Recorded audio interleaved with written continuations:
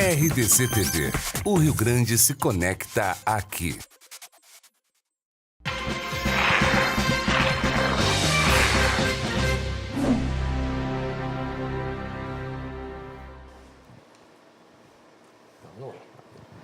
Boa noite. Estamos começando agora mais uma edição do Cruzando as Conversas aqui na RDC TV.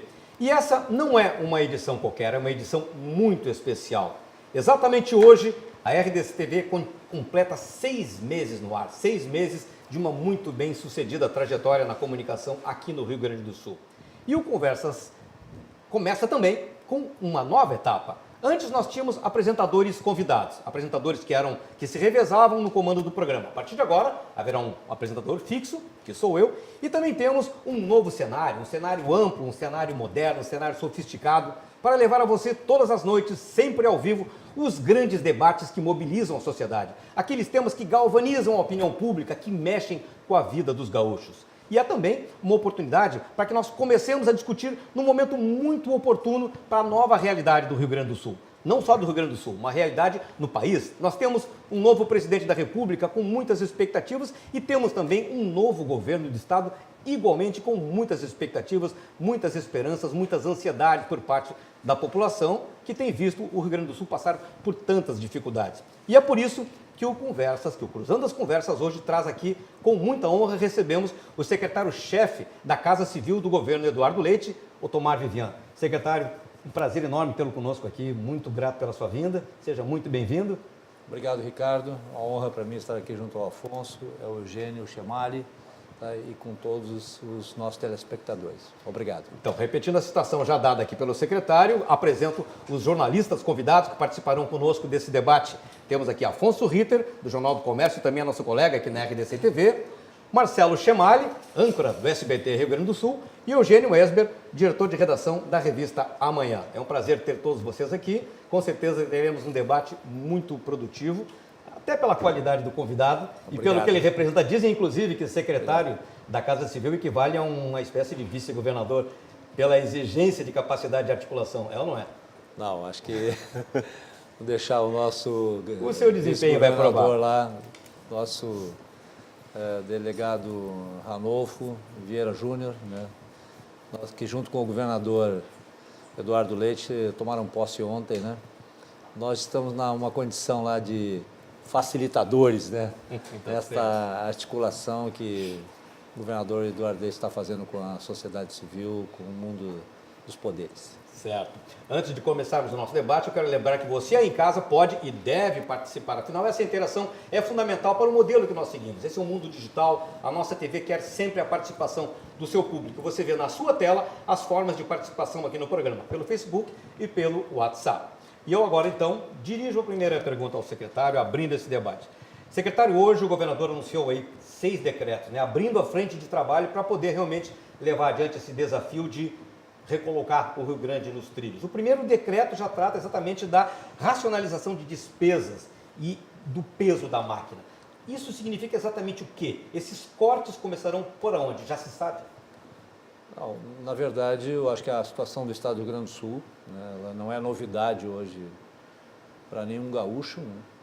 É só olhar e verificar que abrimos o ano 2019, né, com a folha de dezembro, uma parte a ser paga, a maior parte. O 13º salário nem sequer ainda se começou a pagar. Tem um terço de férias, os servidores normalmente tiram suas férias nos meses de janeiro e fevereiro, então, especialmente áreas como o magistério, cujas férias já são programadas mesmo para essas datas. Na área da saúde, né, entre hospitais, prefeituras, né, a dívida ultrapassa R$1 bilhão, né, e mais fornecedores, eu sei que isso dá aproximadamente em torno de uns R$4 bilhões com esses setores, né.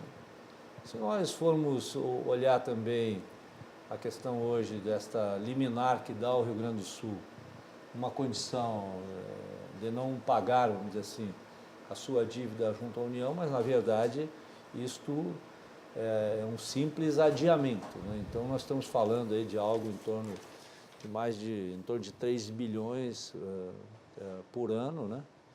E sem falarmos em precatórios, né? Essas dívidas de longo prazo que vai a uns 20 bilhões de reais. Então, rapidamente, assim, tu chega a uma condição de uns 30 bilhões de reais. E não estamos falando aqui da dívida fundada, né? Que se somarmos tudo isso, o Estado do Rio Grande do Sul hoje estaria devedor, vamos dizer assim, e com compromissos futuros, né? Alguns até, é verdade, a longo prazo, em algo em torno de 100 bilhões de reais. O governador Eduardo Leite, né, junto com o vice, o delegado Ranolfo Vieira Júnior, assumiram o governo, têm essa responsabilidade. Todos nós somos sabedores dessa realidade, mesmo durante o período eleitoral, e é necessário, então, que se tome medidas, né, que tenham impacto imediato e, com isso, fazer com que nesses primeiros meses, especialmente janeiro e fevereiro, né, porque a Assembleia Legislativa só retoma as suas atividades a partir do dia 1º de fevereiro, medidas que não só contribuam no sentido de racionalização de gastos, né, mas, ao mesmo tempo, também sinalizem que o governo efetivamente veio para fazer um grande ajuste fiscal, né, e que isso dê a condição do Estado, não só neste governo, mas pensando no futuro, de fazer uma retomada na sua capacidade de investimento. Hoje, a capacidade de investimento do Estado é praticamente zero, vamos dizer assim. O ex-governador Sartori costumava dizer que, quando ele assumiu, ele tinha uma expectativa, sabia que a situação não era nada boa, mas que realmente se surpreendeu com o tamanho do problema ao, de fato, tomar as rédeas do Estado. Essa sensação persiste agora quem entra nessa nova equipe de governo? Não, ela é agravada, né? Ela está agravada porque, dando simples aqui, tem o Afonso, que é um economista, né, tem uma especialização nisso. Hoje, nós pegamos, por exemplo, a inflação de um período 5 anos atrás, né? Fizemos a inflação média não chega a 38%, dá 37 ponto alguma coisa, né? E aí pega uma determinada despesa, vamos supor, despesa de pessoal, né? Ela, nesse período, ela foi a mais de 60%. Então, é impossível, né, de se fazer qualquer busca de equilíbrio, né, onde tem uma situação onde aquilo que se arrecada ela é absolutamente insuficiente para o custeio da máquina pública, né, nas suas despesas. E tem despesas que são fixas, e não só fixas, como ela ainda existem, né, fatores que levam a um crescimento, entre aspas, chamado vegetativo, ou seja, aquele que é incontrolável pelo próprio governo. Secretário, o senhor foi colocado nesse posto altamente estratégico, como diz o Ricardo, chefe da Casa Civil, pela sua reconhecida capacidade de articulação e de diálogo. O senhor tem trânsito, me parece, entre as diferentes correntes políticas deste Estado, conflagrado, né, pela luta política, né?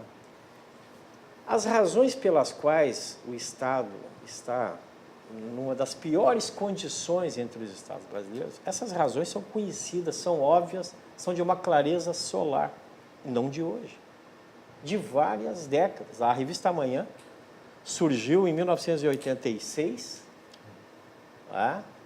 mais de 3 décadas atrás, Alfonso,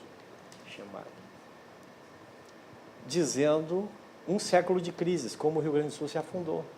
E, no entanto, se são tão óbvias as causas da crise, por que o Rio Grande do Sul não tem conseguido transpor essa batalha em que a oposição assume um papel de enfraquecer o governo e o governo, quando na oposição também, se transfigura e tudo vira uma grande guerra? Quer dizer, mesmo para um homem hábil politicamente como o senhor, qual é a saída para reescrever a história, para virar a página do fundamentalismo político né? Eu vejo que na posse do... Eu estou enganado ou na posse agora do Eduardo Leite, a grande maioria dos deputados do PT não compareceram? Ausência dos deputados. A ausência dos deputados do PT, uma das maiores bancadas da Assembleia. Então, a gente não sabe que o governo tem que descer do palanque, a oposição tem que descer do palanque, descerão do palanque? Não, Eugênio, eu acredito que existe hoje uma realidade, né, que todas as forças políticas já passaram pelo Poder Executivo, todas. Tá? Não tem nenhuma força política expressiva, né, que possa dizer que não conhece a realidade, não só hoje as grandes forças conhecem a realidade, como nas suas passagens enfrentaram dificuldades. Houve um tempo, né, que havia alternativas para ir gradativamente, né, fazendo com que esses problemas hoje de natureza estrutural que o Estado do Rio Grande do Sul está enfrentando pudessem, de alguma forma, ser passado de um governo para outro. Começou com a formação do Caixa Único, né? Eu me lembro disso, eu estava na Assembleia Legislativa. Depois se encontrou alternativas de venda de patrimônio público, né? Depois veio, mais recentemente, a questão dos depósitos judiciais, né? E ainda o Estado, ainda assim, tinha alguma capacidade de investimento, né? Chegamos ao ponto, né, em que todas estas, entre aspas, fontes, né, acabaram secando. Ou seja, não existe mais nenhuma fonte hoje, nem sequer a busca de financiamentos de qualquer ordem, porque o Estado não tem mais essa capacidade, né? Então, e é tão verdade isso, esse reconhecimento, né, que recentemente, nesta campanha eleitoral, houve um fato, pelo menos para mim, né, absolutamente inusitado. Tá? Porque em todas as campanhas sempre se ouviu dizer, o candidato dizer, o senhor vai aumentar imposto? Não, eu não vou aumentar imposto. Tá? Todos diziam a mesma coisa. E chegava depois, assumia, ia fazer a questão da questão do Caixa e propunham à Assembleia Legislativa aumentos de alíquota. Desta vez, quando foi para o segundo turno, né, o governador atual, o ex-governador José Ivo Sartori, e o atual governador, Eduardo Leite, ambos disseram abertamente, publicamente, o governador Sartori dizia da necessidade, Afonso, de se manter essas alíquotas por mais 4 anos. E o governador Eduardo Leite da necessidade de manter por mais 2 anos. Tá? E a população, tá, deu expressiva votação ao governador Sartori e deu a vitória ao atual governador Eduardo Leite, reconhecendo esta necessidade, né, para que se pudesse, então, fazer uma transição. O que aconteceu? Quando esse projeto foi para a Assembleia Legislativa, se chegou a algo extraordinário, né, onde 40 deputados, tá, dos 52 deputados presentes, o presidente não vota, ou seja, votaram favoravelmente à manutenção destas alíquotas. Né? O que significa isso, no nosso entendimento? Né? Que começa a se ter uma percepção e um senso de responsabilidade. Tá? Porque hoje, com todas essas mídias alternativas, nós estamos aqui numa delas, né? A população hoje tem um maior conhecimento desta realidade. Então, eu diria que, se no passado, né, e tu tem toda a razão na afirmação, de que sempre houve aqui aquilo que nós na política chamamos da grenalização, né? Ou seja, ou é gremista ou é colorado, né? Na política sempre foi feita, a prática era da desconstrução. Tá? Então, a primeira estratégia era desconstruir o seu concorrente. Desconstruir, não, desconstruir mesmo. Ou seja, começava por desconstruir aquilo que era a sua proposta, né? E às vezes ia até para desconstruir, né, o candidato, e muitas vezes em suas questões até de vida pessoal. Secretário, mas eu quero entrar nesse assunto, porque eu li o artigo do atual governador, antes de ele tomar posse, onde ele disse que tinha duas metas fundamentais. Primeiro, a recuperação financeira do Estado, e segundo, eu não sei exatamente a expressão que ele usou, mas não usou a palavra grenalização ou grenalismo, como você fala, né? Ele apenas fez a referência de que essa disputa remonta à disputa política. Não falou dos chimangos e maragatos, mas poderia ter falado. Exatamente, do século XIX.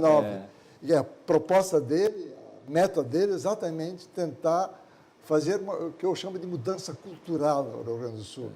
Eu achei bem interessante porque nunca que eu tinha visto que alguém tivesse como proposta de médio ou longo prazo exatamente essa. E todo o discurso do governador, agora, na posse, completamente diferente do discurso do presidente Jair Bolsonaro, né? Que, em vez de somar, ele propôs o confronto. O governador Eduardo Leite propôs a conciliação, quer dizer, e um sinal, exatamente eu ia dizer isso, até, se diz por aí, até o PT votou a favor de manter a alíquota do ICMS elevada por 2 anos, que foi aprovado na Assembleia Legislativa, né? Então, isso é uma proposta realmente do governo? Eu diria... Permita ele complementar. Será que nós estamos vendo mesmo o fim daquele, ou o começo do fim daquele sentimento praticamente atávico, a tendência do gaúcho ao conflito, à polarização, ao embate? Não, eu tenho certeza disso, e aí eu queria agradecer ao Eugênio as referências, mas uma das motivações que me levaram a aceitar esse convite, e eu quero dizer a todos, eu estou aqui numa missão absolutamente cidadã. Tá? Eu não tenho um projeto político pessoal, né? E estava gradativamente me afastando dessa vida diária da política, vamos dizer assim, e quando recebi o convite, para mim, absolutamente surpreendente, foi a primeira vez que eu fui convidado para uma função em que nunca nenhuma pessoa me falou sobre esse assunto. Olha, um dia eu ouvi, nada. De repente recebo uma mensagem, recebo um telefonema, e o que um dos motivos que me levaram a aceitar foi justamente essa disposição e esta demonstração, Afonso, que o governador Eduardo Leite deu. Ele venceu as eleições e imediatamente ele foi ao encontro dos demais poderes, e foi ao encontro, pela primeira vez de forma inédita, ele foi ao encontro de todos os partidos e de todas as bancadas, numa demonstração sincera da busca do consenso, da busca do entendimento, né? Na compreensão de que se hoje, né, juntos, nós teremos um ano muito difícil esse ano de 2019, talvez tenhamos um ano menos difícil, o ano de 2020, para que possamos, a partir de 2021, 2022, então, recomeçar nós tivemos no passado campanhas de conjunto, o polo petroquímico, foi uma luta de toda a sociedade. Claro, você tem que saber. Deve ter outros exemplos, claro, lembrando deste. Não, mas isto demonstra que quando tem uma união de forças, ou seja, como diz o governador, é a busca de um consenso estratégico para o desenvolvimento do Estado do Rio Grande do Sul. E eu quero dizer assim, que isto foi um enorme facilitador. Eu falo para as pessoas, né, que o governador Eduardo Leite, nesta responsabilidade, nessa missão que eu tenho hoje, nesta questão envolvendo a Casa Civil, né, no diálogo, na necessidade da busca do entendimento, O governador ele foi um enorme facilitador nesse processo, tá? Porque as pessoas entendem que ele fala e aquilo ele demonstra uma sinceridade na sua fala, e os resultados foram esses. Hoje mesmo, né, houve uma convocação extraordinária, né, e todos os projetos que foram submetidos foram aprovados, tá? E mesmo ontem eu queria fazer eu estive na Assembleia Legislativa ontem na posse, né, e, na verdade, a bancada do PT estava na Assembleia Legislativa. O que ela não estava era com a sua totalidade de deputados, tá? Mas hoje, no dia da votação extraordinária, nós tivemos a presença de 51 deputados. 51 deputados estiveram presentes na sessão extraordinária, onde os deputados não recebem remuneração, eles não têm nenhuma vantagem, eles vão lá para cumprir o seu dever exclusivamente. Isto foi uma demonstração clara, né, de que o governo Eduardo Leite, né, ele se organizou uma estratégia, né, onde hoje a equipe de governo ela também tem um reflexo e terá um reflexo muito importante na construção, na constituição de uma base, né, de apoio ao governo, Ricardo, que permita ao governo submeter à Assembleia Legislativa, né, propostas, inclusive de natureza estruturante e, inclusive, em ações que possam necessitar, né, de alterações na própria Constituição do Estado. Então, eu acredito que este momento que está se vivendo não é que vá de uma hora para outra acabar com os nossos sentimentos, as nossas rivalidades, né? Mas, com certeza, um passo extraordinariamente importante foi dado pelo governador, à medida em que ele voluntariamente foi ao encontro daqueles que, inclusive na própria eleição, foram os seus adversários. Agora, secretário, nos parece que essa arrancada do governo mostra um cenário favorável de expectativa, né, de esperança, de retomada, de equalização das finanças. Eu vou pegar dois ganchos, porque o Eugênio falou da sua capacidade de articulação, de diálogo, e o outro do Ritter, sobre o discurso do governador. Eu tive a oportunidade de fazer o acompanhamento da posse ontem. Verdade. O discurso foi um discurso forte, contundente, ao mesmo tempo conciliador, e o governador chamou à responsabilidade os outros poderes, o Poder Executivo, o Poder Judiciário, o Legislativo, o Ministério Público, para, de certa maneira, dividir as responsabilidades. E o senhor, como secretário da Casa Civil, tem um papel fundamental nessa interlocução e fazer com que esses outros poderes também assumam essas responsabilidades. Como é que o senhor pretende buscar esse entendimento? O governador já sinalizou, foi ao encontro, né, dos responsáveis, mas é um papel que o ex-governador Sartori teve dificuldade, né, de fazer com que o Judiciário, o Ministério Público, a própria Assembleia Legislativa abrisse mão de algumas coisas em prol do Caixa Único, por exemplo, que o dinheiro só sai de uma fonte, né? Claro. É do Poder Executivo, os poderes têm autonomia financeira, mas chega na hora de abrir mão de algum espaço, é bem mais difícil, e a Casa Civil tem um papel fundamental nisso, né? Secretário, me permita lhe interromper, antes que o senhor comece a responder, que a gente tem que fazer agora um breve intervalo. Na volta, a gente retoma essa pergunta para poder, então, desdobrar o assunto, ok? Cruzando as conversas, volta daqui a pouquinho, não saia daí.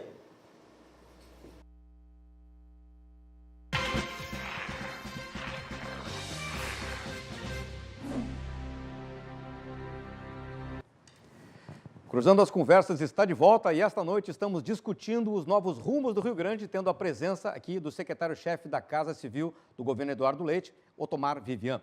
Antes de continuar o nosso debate, eu queria apenas agradecer aqui aos telespectadores que estão mandando mensagens de felicitação por essa nova estreia e também pelos 6 meses da RDC TV no ar. Eliseu Dalprá, Diego Jimenez, Giovana Valentini e o nosso colega, o jornalista Rogério Amaral. Muito obrigado a todos e pedimos então que vocês continuem nos acompanhando, que esse debate está muito bom. No final do último bloco, o jornalista Marcelo Chemali, da SBT, fazia uma colocação para o secretário sobre o quanto vai ser necessário de poder de articulação para poder concatenar tantos problemas, tantos matizes ideológicos que ainda fazem parte desse nosso universo de negociações aqui no Rio Grande do Sul. Não, e especialmente a Bruno Chamali, quando a questão da colaboração dos demais poderes, que é o aspecto crítico. Muito importante. Compreensão, Judiciário e legislativo Não, e executivo juntos. E eu quero proclamar o meu pessimismo com relação a isso, tá? Que a questão do duodécimo, que foi levada à votação na Assembleia, no governo Sartori, que é uma medida simples. Se o caixa está apertado, não pode pagar todo mundo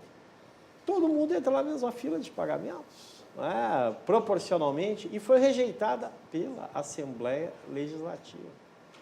Quer dizer, como é que vai virar esse jogo?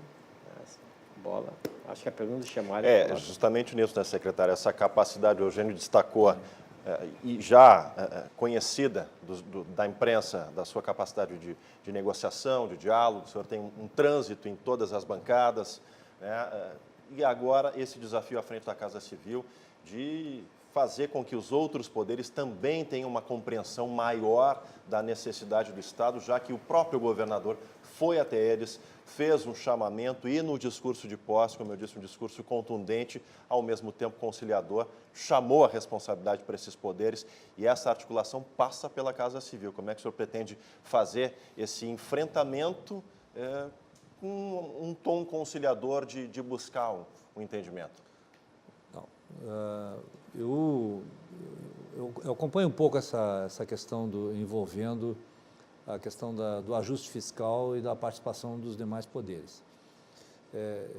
É um fato, né, real, às vezes a gente olha a questão só no momento. O que nós precisamos sempre lembrar é que durante muitos anos, tá, especialmente o Poder Judiciário, deu uma enorme contribuição para o Rio Grande do Sul fazer enfrentamentos destes já quase históricos déficits. É só olhar o quanto é hoje a dívida do Poder Executivo, do Tesouro, com o Caixa Único e com os depósitos judiciais. Isso a gente tem que olhar esse sentido.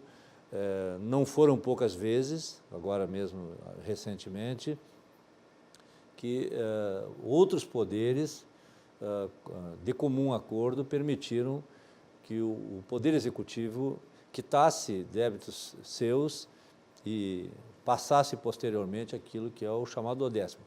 Então, o que nós estamos vendo e agora, na hora oportuna, é de fazermos isso numa construção. Não dá para chegar, chamar de uma hora para outra, né, e fazermos uma surpresa. Eu, particularmente, né, eu sempre digo, se tem algo que eu literalmente não gosto, é de ser surpreendido. Tá? Então, eu não faço surpresa para nada, nem na minha vida e nem muito menos na política, né? Então, é preferível nós sentarmos, conversarmos diante desta realidade, né? Eu acompanhei essa questão das votações do duodécimo, né? Existem também outras demandas dos demais poderes, né, que estão pedindo a automaticidade, tá, em vista dessa decisão do Supremo, do CNJ. Eu acho que o que nós precisamos hoje é fazer uma construção, certo? Então, no momento certo, vamos sentar com os demais poderes, né, no sentido de construirmos isto ao longo de um tempo. Tá? Nesse sentido. Proposta de construção, já que o senhor está emitindo um conceito de que este assunto será resolvido sem medidas surpreendentes, né, à luz do dia, com todos os atores sentados à mesma mesa. Muito bem. Mas o poder... Numa construção conjunta. Uma construção conjunta, ok. Mas na construção, o Poder Executivo, quem é que está liderando essa agenda? Né? O Poder Executivo terá a função de liderar essa agenda. Ele, presumo, tem uma proposta. Qual é a proposta do Poder Executivo sob o comando de Eduardo Leite para não ter a mesma sorte ou má sorte do governador José Ivo Sartori, que tentou isso? Tendo como entrave já a questão do efeito cascata, né? Não, já por parte do STF. Na verdade, o que acontece? Por que se fez até agora, estrategicamente, um esforço, né? E aí eu digo mais uma vez, né, esta habilidade demonstrada pelo governador Eduardo Leite, né, ela foi um enorme facilitador para construirmos uma base política, uma base de deputados e deputadas na Assembleia Legislativa. Nós hoje, com segurança, nós, em qualquer votação que fôssemos fazer a partir do dia 1º de fevereiro, com os novos deputados, os novos partidos, nós vamos ter 17 partidos. Né? Desses 17 partidos, né, haverá, e dos 55 deputados, haverá um deputado que será o presidente. Né? Então, nós teremos um universo de 54 deputados. Desses 54, nós temos uma base hoje de 38, 39 deputados.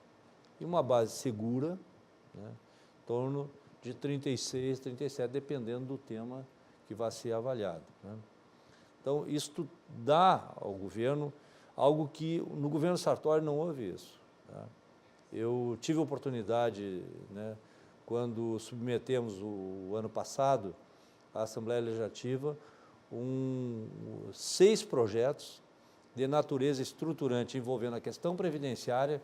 Aliás, participamos juntos, né, Afonso, de um programa discutindo a questão previdenciária e a questão envolvendo o IP Saúde. Nesse período, eu estive na Assembleia Legislativa. Né? Nesta construção que se fez, e aí, sinceramente, a nossa relação dentro da Assembleia com todas as bancadas, todos os partidos, nos permitiu que aqueles projetos, né, fossem, inclusive, alguns deles aprovados pela unanimidade dos deputados. Né? Porque a base do governo era em torno de 22, 23 deputados. Ou seja, não tinha uma força, né, no sentido de levar algumas ações, especialmente envolvendo os poderes, a uma capacidade de aquilo, não, vamos sentar e vamos negociar e vamos construir. Isso não precisava ser feito porque o governo não tinha os votos necessários para dizer assim, olha, pessoal, vamos sentar e construir, porque se não der isso, nós vamos colocar em votação e, de repente, essa matéria pode ser aprovada. Não. Então, isso vem dentro dessa estratégia de termos esta maioria importante. Agora, qual é o custo disso, secretário? Permita lhe interromper. As pessoas sempre têm aquela ideia, né, que é o imaginário que se domina na cabeça das pessoas, de que há a negociação no mau sentido. Em nível da concessão que esse governo estaria disposto a fazer, da negociação política na Assembleia, em prol de uma maioria que permita levar adiante os processos. Qual é o custo disso? Quais são os níveis de concessão que esse governo está disposto a fazer? Não, na questão do ICMS, né, que foi a votação mais importante, eu posso dizer aqui com muita responsabilidade, né, se nós não tivéssemos tido a manutenção dessas alíquotas,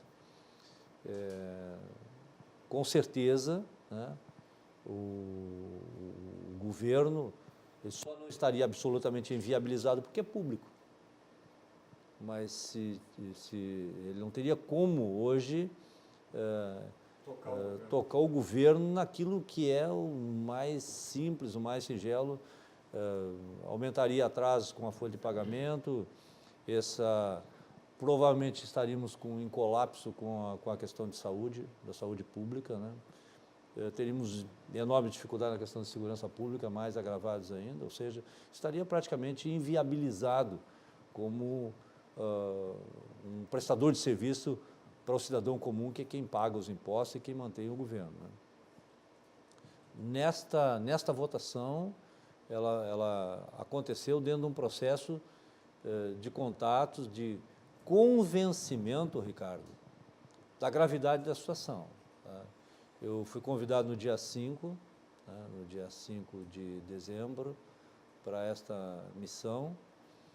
A partir dali, inclusive junto com o vice-governador, Ranolfo Vieira Júnior, nós fomos literalmente para dentro da Assembleia Legislativa. Teve dias lá que nós chegamos a fazer 10, 12, até 14 reuniões durante um dia, né, conversando, convencendo. Houveram condições, vamos supor, a bancada, por exemplo, do Partido dos Trabalhadores fez uma carta ao governador, colocando pontos em que seria importante que o governo se manifestasse sobre aqueles pontos. Tá? Nenhum deles envolvia questão pessoal de deputado. Todos eram questões envolvendo questão de saúde, envolvendo questão de energia e o governo respondeu essa carta, não atendeu nenhum dos pontos que implicava em reduzir aquela receita que estaria para ser oferida, e nós tivemos os 11 votos do Partido dos Trabalhadores. Afora isso, né, fomos ao encontro do PMDB, que tinha sido o partido com o qual a disputa tinha ido para o segundo turno, né, e a bancada, né, acabou votando também porque sabia dessa realidade, sabia dessas condições, assim como outras bancadas, ou seja, foram 40 votos, né, em reconhecimento a uma necessidade. Então, nesta votação e na de hoje, nenhum custo, vamos dizer, que não fosse um custo republicano, assim, nesta relação que se estabeleceu. O que avançou daquela votação no ICMS para cá foi justamente esse chamamento sincero, repito mais uma vez, que o governador Eduardo Leite fez, de compartilhar a responsabilidade. Então, é verdade que hoje nós temos secretários, né, que participaram do governo passado, né, de vários partidos, né, que estão integrando hoje como secretários do governador Eduardo Leite. Né? Secretário, mas tudo isso aí depende de um projeto. Eu fiquei inculcado, essa expressão que às vezes se usa, né? Como é que o governo atual, agora de Eduardo Leite, quer resolver, digamos, os grandes problemas em 2 anos e não em 4? Esse número, 2 anos, o que se pretende? Qual é o projeto para conseguir em 2 anos, digamos, ter um certo alívio na caixa do governo? Aliás, em anexo a isso também, imagina que os funcionários que estão nos assistindo aqui queriam saber como é que vai ser o pagamento daqui para frente. Sim. Quer dizer, porque dinheiro, acho que não existe muito por aí, né? Não, na verdade, nós temos um orçamento previsto para o ano que vem, aliás, desculpe, para 2019, né, foi aprovado agora no final do ano, são 73 bilhões a receita. Desses 73 bilhões, tem uma parte que vai para municípios, né, outra... tem já esses compromissos com essas dívidas que estão já consolidadas. Em síntese, nós vamos ter um orçamento algo em torno de 48 bilhões, né, disponível, vamos dizer assim. Desses 48 bilhões, 30 bilhões deles são folha de pagamento, ou seja, são recursos comprometidos com o pessoal. Né? Margem para investimento esse então, ano, a margem, zero. esquece. Tá? Por isso que o governador hoje editou essa série de medidas, né, onde cada uma delas tem prazos, né, tem medidas que vão trazer uma redução de custos. Né, e estamos também contando, né, Rita, está acompanhando isso, que o país volte a ter um crescimento, né, que seja um crescimento... 2%, 2,5%. Qualquer um ponto percentual para nós aqui, ele é muito expressivo. Né? O crescimento da economia poderia, então, melhorar a receita do ICMS, digamos, falando francamente. Exatamente, melhora substancialmente, né? E aí aliado a essa questão... E aí os 2 anos, como é que se encaixa nisso? Tá.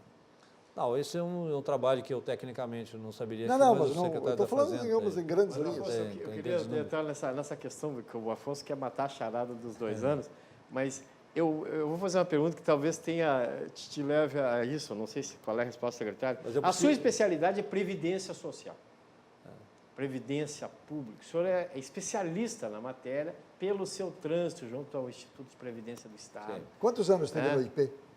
Eu estive um total de quase 8 anos.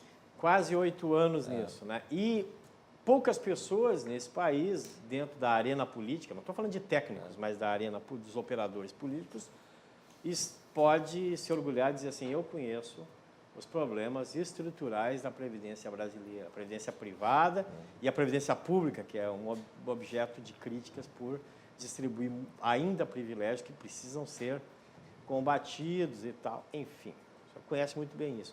E a grande causa da asfixia econômica do Estado do Rio Grande do Sul é o déficit da Previdência, tá certo? 11 bilhões. 11 bilhões é só Previdência no Estado do Rio Grande do Sul. 11 bilhões é a diferença entre o que se arrecada e o que se paga. Existe um déficit de 11 bilhões. Estes 11 bilhões são retirados da receita do Tesouro. Da receita do Tesouro. Aí eu pergunto o seguinte, o secretário está de rosário na mão, rezando para que o Bolsonaro consiga fazer passar uma reforma da Previdência que englobe, evidentemente, os estados e que já seja assim, já suavize os problemas aqui, ou mais importante do que ficar na torcida pelo sucesso da reforma da Previdência no âmbito do Congresso, é importante o Estado do Rio Grande do Sul operar mudanças aqui. Onde se decide, qual é o palco de decisão, porque tem o palco federal e o palco estadual, tem a Previdência Geral e tem a Previdência Estadual. Não, eu acho que a questão das mudanças previdenciárias nacional é porque ela vai criar um ambiente de retomada de investimentos. Com certeza, à medida em que isso se concretizar, nós vamos ter aqui um nível de confiabilidade internacional no país e aí realmente vai haver um aporte de investimentos, especialmente investimentos externos no Brasil. Isto vai alavancar o crescimento e, consequentemente, vai ter reflexo positivo nos estados, nos municípios. Isto, eu diria que é o principal. A nível de estado, até para ser justo, né, governos, né, não com a velocidade que deveríamos ter feito. Na verdade, esta reforma previdenciária deveria ter sido feita lá no governo Antônio Brito, e eu era secretário da administração. Se tentou, não se teve ambiente político para isso, né? Se nós tivéssemos feito lá em 1997 né, as medidas que precisávamos ter feito, esse impacto hoje ele estaria praticamente reduzido a zero. Tá? Então, não se fez, se começou a fazer agora. No governo Tarso Genro, né, porque isso são verdades, né, a gente tem que ser justo com aquilo que aconteceu. Ali foi criado a Previdência Capitalizada. Né? Então, a partir dali, todo servidor, né, que se aposentar, aqueles servidores que ingressaram a partir de agosto de 2011, eles não mais receberão complementação do Tesouro. Ali foi feito um corte. Tá? Porque tem um fundo hoje capitalizado, tá? Um fundo capitalizado que vai pagar aposentadorias desses servidores. Eu estou falando hoje de aproximadamente 30 mil novos servidores. O governador Sartori, nesta sequência, criou uma previdência complementar. Todos os servidores que ingressaram no Estado, a partir de agosto de 2015, se eu não estou enganado, me lembro bem, não mais para perceberem a integralidade dos seus vencimentos, terão que contribuir para a Previdência Complementar. Se não fizerem isso, vão perceber pelo teto da Previdência Nacional. Tá? O que é importante agora? É que, reconhecidamente, se é verdade que nós estamos vivendo mais, nós temos um exemplo aqui, me surpreendi em reencontrar aqui o Afonso com essa vitalidade, longevidade. Com tudo. Isso é fantástico. Nós todos também queremos chegar assim e avançarmos mais, mas isso tem um custo previdenciário. Tá? Então, nesta reforma, por que o presidente, o Bolsonaro, fez? Vamos fazer a reforma possível. quando ele etapas, né? Exatamente, mas quando ele fala fazer o possível, aonde que ele quer mexer? Na idade. Tá? Então, porque isso tem um impacto muito importante. Tá? Então, esse conjunto, né? E aí eu diria que, sem dúvida alguma, hoje, o custo previdenciário, tá? Ele é o mais impactante, né? Dentro deste custeio que o poder público está fazendo. É o sugador dos recursos. O que é que vai acontecer com o Estado do Rio Grande do Sul? Já a partir de 2023, com todas estas medidas que foram tomadas, e aí não é por um governo, que são medidas estruturantes, que um governo faz uma parte, outro governo, por quê? Porque nenhum deles tinha uma base, né? Uma base que desse uma sustentação para medidas dessa natureza, né? Então, a partir de 2023, este gasto que até agora vem crescendo, provavelmente vai crescer mais aí, hoje são 11 bilhões, vai crescer mais até 13, 14 bilhões, depois ele entra num processo declinante. Né? Em que época isso vai acontecer? A partir de 2022, 2023, ele começa a entrar num processo declinante. E aí ele vai até 2050, aí quando todos esses servidores que continuam recebendo essa diferença pelo Tesouro, né, já estarão na inatividade, né, e depois, no processo natural, né, eles vão, as pessoas falecem, enfim, e vão reduzindo. Mesmo que rapidamente, uma palavra sobre previdência dos municípios mas também. eu precisava responder, o Afonso fez uma questão sobre o salário dos servidores, né? O governador Eduardo Leite, ele tem um compromisso de, durante este ano, né, ele atingir o pagamento em dia dos servidores. Tá? Isso tem um compromisso que ele tem. Até o final de 2019. Até o final de 2019. Ele reforçou isso. E o que deverá acontecer agora é um processo de busca de regularidade nesse pagamento, ou seja, o secretário da Fazenda, Marco Aurélio, né, ele deverá, então, estabelecer uma data, né, para que os servidores, naquela data, possam receber os seus vencimentos. O governo não emite dinheiro, não tem capacidade de financiamento, está esgotada a capacidade de financiamento. Qual é a carta na manga que agora o Afonso... Não, para ter uma data... Não, para essas despesas, Sim. Vou dar um pequeno exemplo, mas proporcionalmente é tudo a mesma coisa. Eu assumi a prefeitura de Caçapava do Sul em 2013.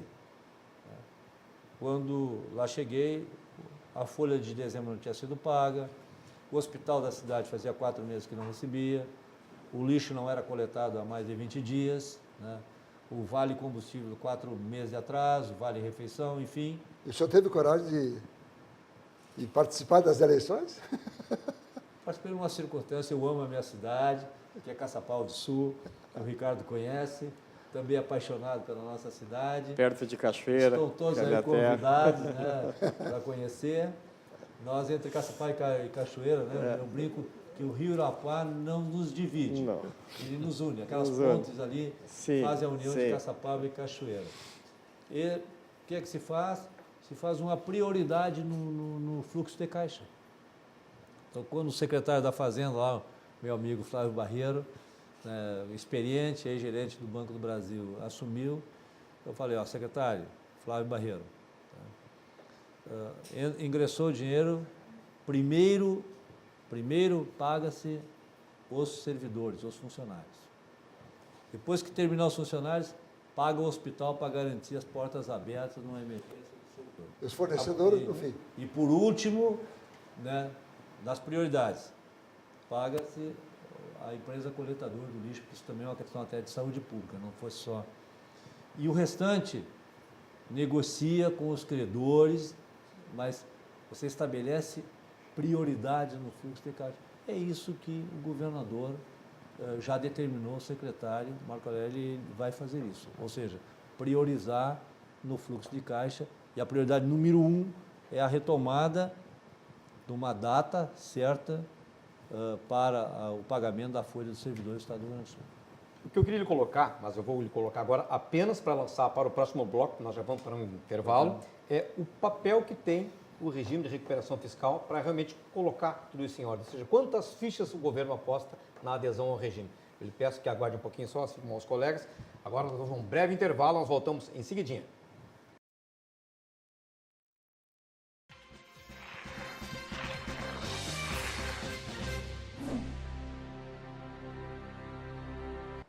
Cruzando as Conversas está de volta e nós estamos hoje discutindo como tirar o Rio Grande da crise, quais são os caminhos, quais são as alternativas para que o Rio Grande retome o seu caminho do crescimento, o caminho da sua retomada da sua dignidade como grande estado que sempre foi.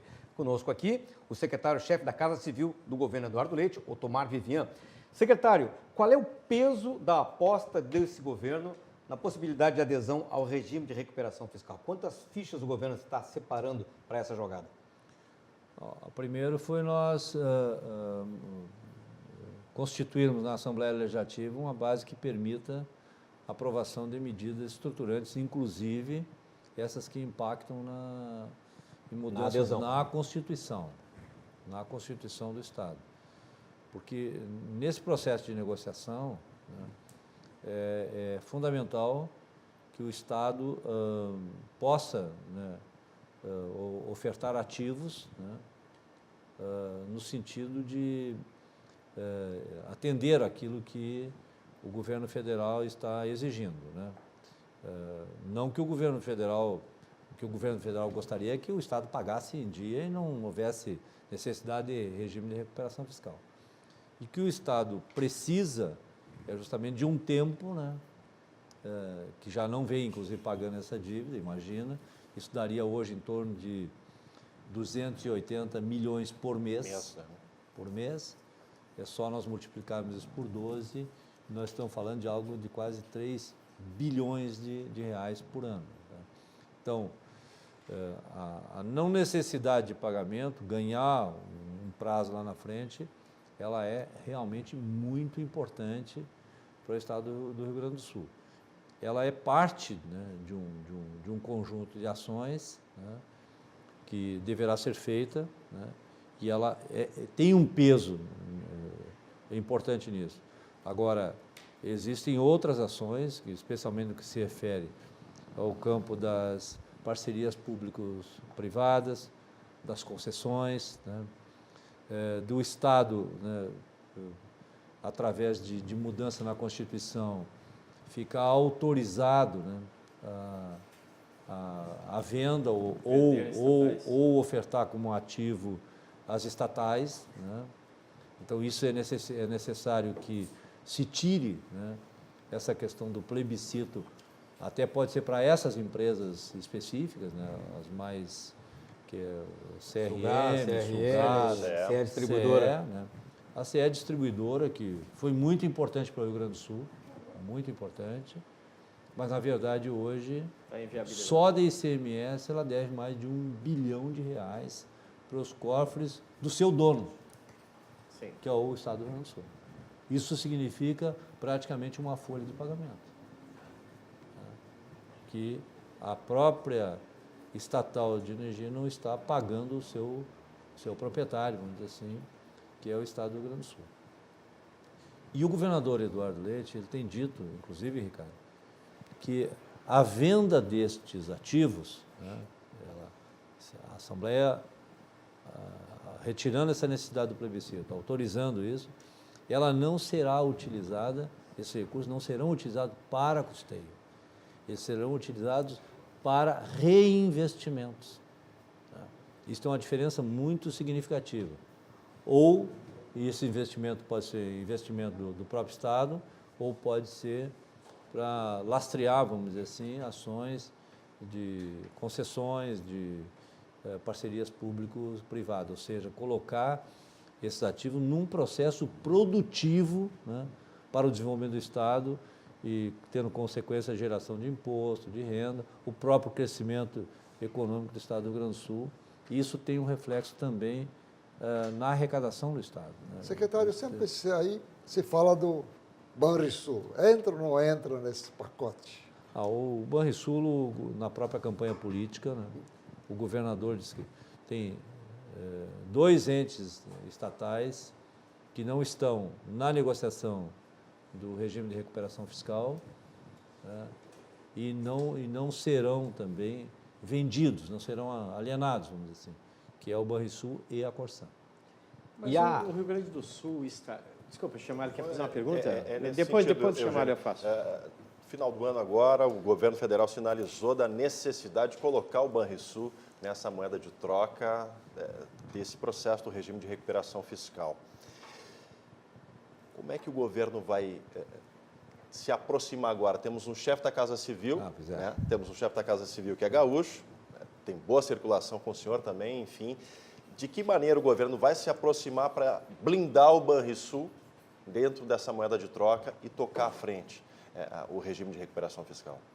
Quando é que começa essa aproximação? Ontem o governador evitou falar sobre isso, né, de vincular a imagem dele ao presidente Bolsonaro, mas tudo que vai acontecer em Brasília vai ter reflexo aqui. A recuperação da nossa pujança econômica passa por Brasília. E esse regime de recuperação fiscal é crucial nesse sentido. Quando é que começa essa proximidade com a Casa Civil lá em Brasília? Na verdade, o Rio Grande do Sul hoje, ele realmente tem uma condição diferenciada, né? Hoje, o principal articulador político, né, do presidente Bolsonaro é um gaúcho, né? É o deputado Onyx Lorenzoni, né? Realmente a gente tem uma amizade, né, foi constituída ao longo da nossa vida pública, né? Nós somos colegas na Assembleia, tem uma relação aí de quase 30 anos, né? Onde nós atuamos juntos em muitas ações no campo político, né? E o deputado Onyx, ele com certeza, ele será muito importante. Ele já teve, né, em encontros aqui com o governador Eduardo Leite, né? Eu, inclusive, estava presente e, claro, ele tem a responsabilidade da articulação da Casa Civil da República, né, com todo o país, mas é lógico, ele é gaúcho, né, e ele vai, com certeza, voltar o seu olhar, né, de forma diferenciada para o Rio Grande do Sul. Mas o Onyx tem uma limitação séria no trânsito dele, ali no centro das decisões econômicas ou de repercussão econômica, porque ali está o czar da economia chamado Paulo Guedes.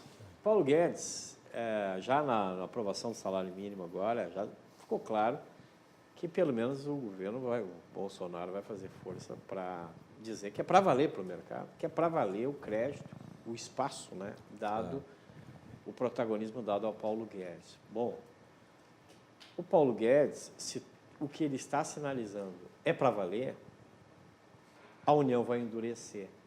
E vai endurecer com estados como Rio de Janeiro, Minas Gerais, São Paulo em menor escala, porque São Paulo tem uma situação, e Rio Grande do Sul. E o Onyx, ele tem, ali tem uma zona de atrito, quando ele se imiscuir ou exercer a sua influência em área de repercussão econômica, porque a mensagem que pode a União passar é de frouxidão no ajuste fiscal e na recuperação das contas públicas para os demais entes federados, né? Porque, na verdade, a gente pensa que está negociando com Brasília, mas a gente está negociando com uma federação de estados brasileiros, né? E aí, poderemos nós ter uma posição dura e inflexível? Não, isso está fora de negociação. Nós, gaúchos, temos hoje esse cacife na mesa de negociação.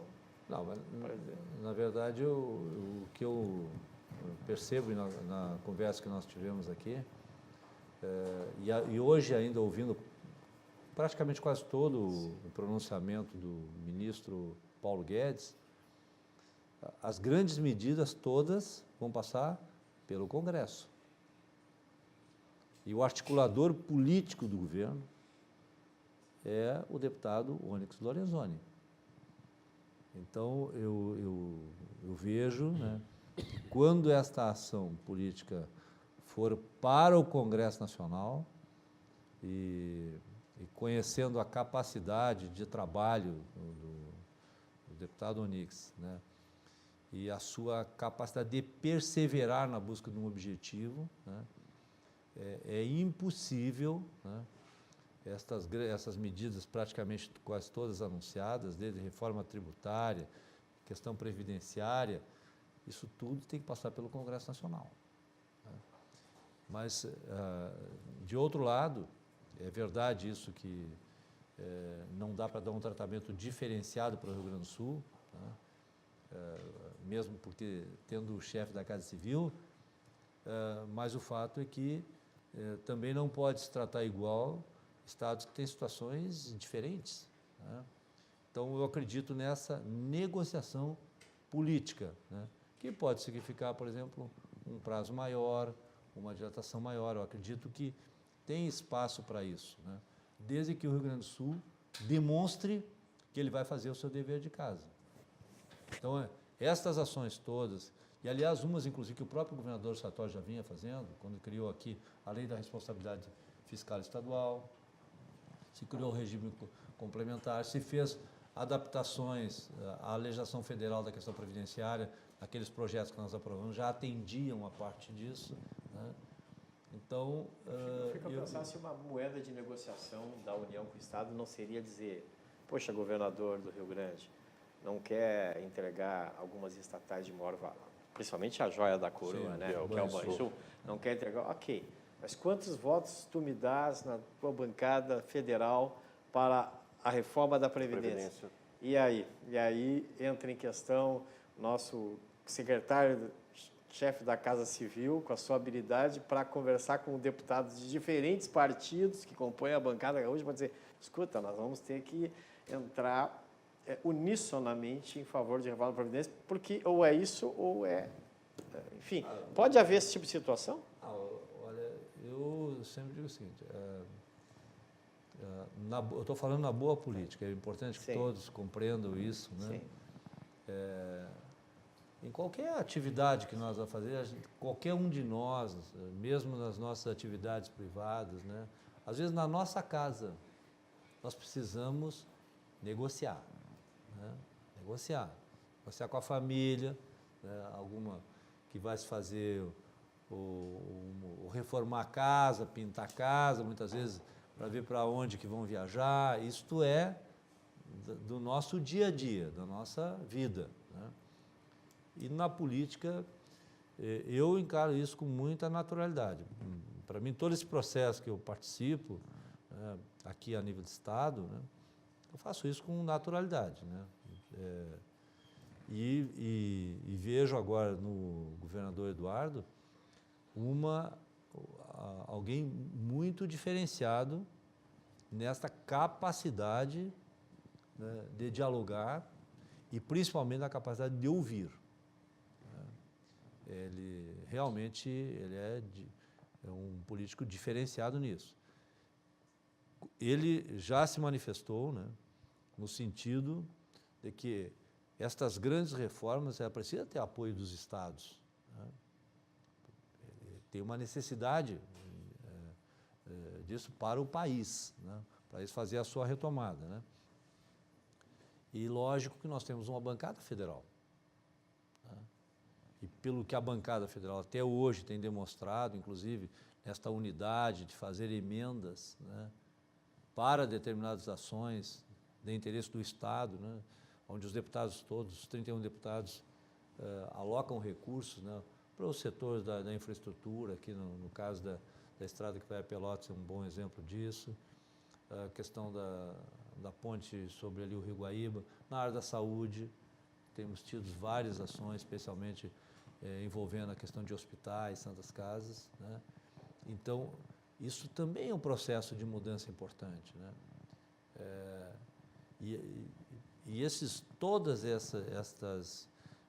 Esses gestos concretos que o governador tem feito, têm criado um ambiente propício para isso. E o senhor acha que já há ambiente para começar a concatenar de uma maneira mais efetiva, já que o senhor citou aí a questão da saúde, os repasses aos hospitais, que está uma situação caótica, e com a própria secretária, a nova secretária de saúde, inclusive disse, não atrasaremos mais os repasses aos hospitais. Mas como sustentar um peso tão grande, secretária, com a situação que você tem agora? Não, foi como eu falei anteriormente, né? A busca é pela regularidade, né, de pagamentos, porque qualquer ente que tenha uma receita e uma despesa é absolutamente fundamental. Não vou falar aqui na frente de um especialista sobre essa questão de gestão econômica, né? Mas é necessário não só ter o fluxo, é necessário saber em que data esses recursos vão ser aportados, né? Para que se possa fazer um mínimo de planejamento. Então, a exemplo do que vai acontecer na área de pessoal, vamos dizer assim, da folha de pagamento, para usar uma linguagem mais simples, né? Na área da saúde, haverá a busca de uma regularização no pagamento daquilo que é produzido no mês, né?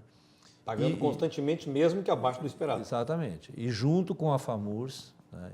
Isso está na carta que o governador enviou à Assembleia Legislativa, junto com a FAMURS, a Federação dos Municípios do Rio Grande do Sul, construir um calendário, né, para gradativamente ir resgatando esse passivo que existe hoje, que, junto com hospitais, ultrapassa já R$1 bilhão. Secretário, que mensagem o senhor daria para os gaúchos hoje, diante desse quadro, tentando colocar de uma maneira bem objetiva, para convencer aquele gaúcho que está cansado, que já está desanimado? Olha, vem governo, vai governo, eu só ouço promessas, vejo ações positivas, mas sinto muito mais o peso dos problemas do que propriamente das realizações que mudam para melhor a minha vida. O que o senhor diria para o gaúcho hoje, diante desse cenário que se abre, do governo que está começando? E eu acrescento a pergunta do Ricardo: o governador Leite recebe um Estado em melhores condições do que o governador Sartori recebeu há 4 anos? Não, a nível fiscal, não, a situação é muito pior. Não é culpa do governador Sartori, não é culpa do... Assim como não foi culpa lá do governador Tarso Genro ter entregue da situação que entregou para o governador Sartori, nem o governador Sartori entregar para o governador Eduardo, e podia falar do lado da governadora Ieda, enfim. Isto é uma questão estrutural, né, que ao longo dos governos gradativamente vem piorando a situação fiscal, né, onde existe esse desequilíbrio, né, que só se agravou ao longo de toda a nossa trajetória, né. Diríamos que a culpada é a recessão? Ela foi em parte, né? Mas em parte ao longo do tempo, eu posso falar isso porque participei de vários governos,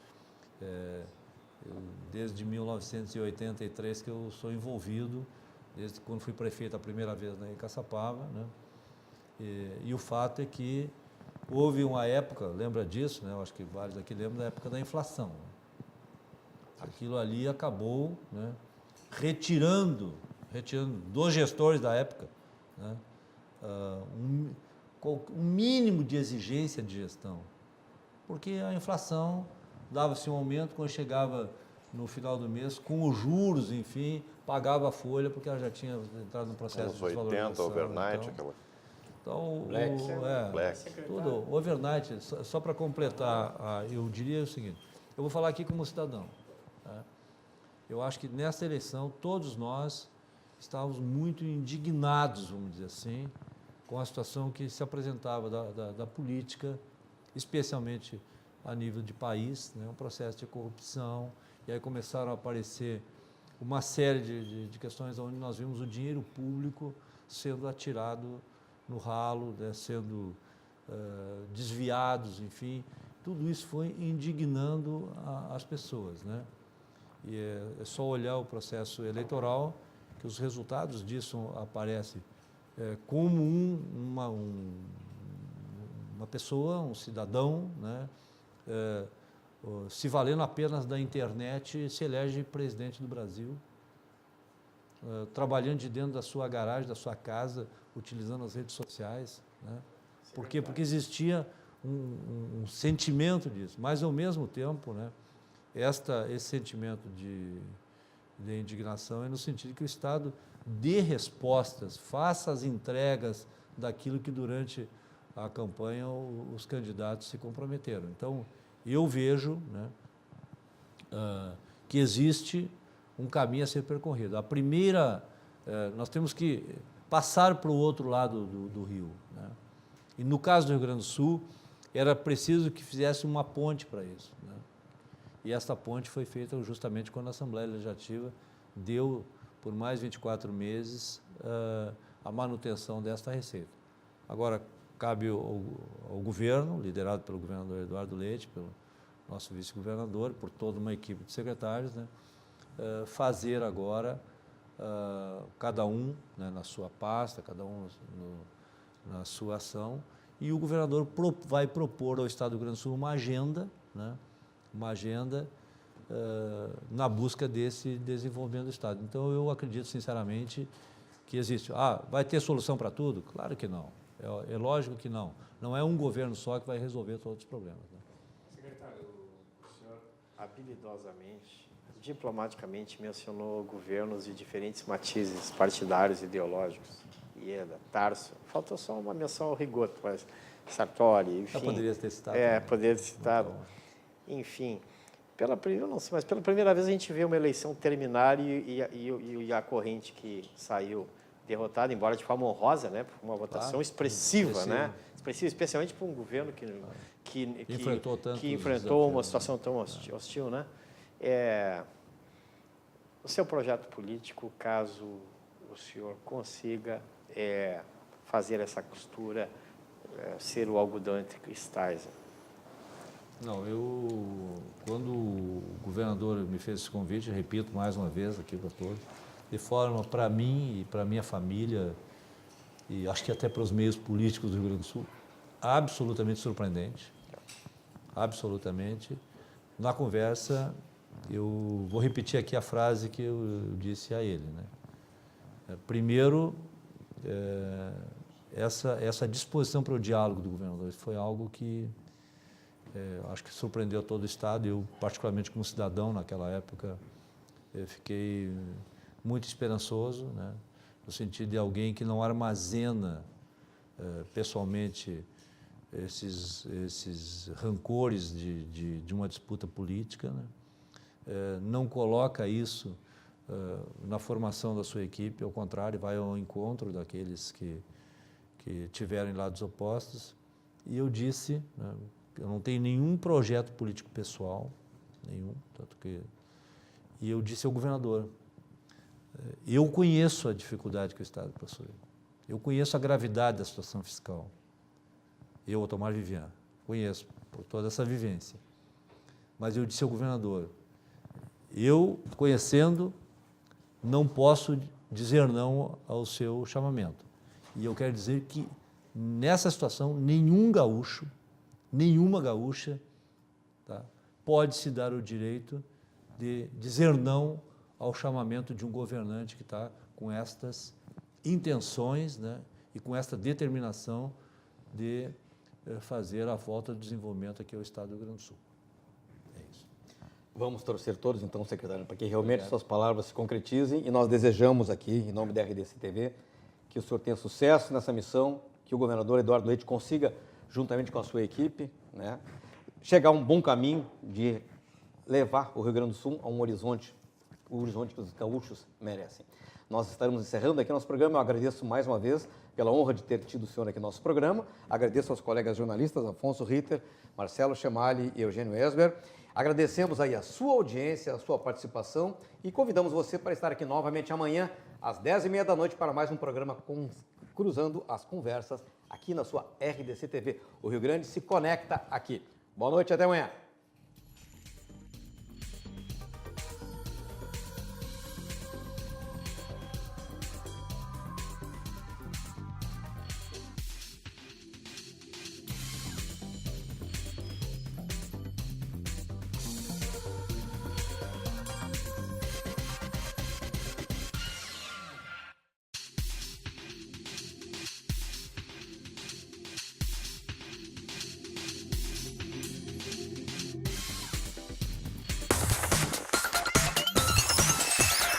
RDC TV. O Rio Grande se conecta aqui.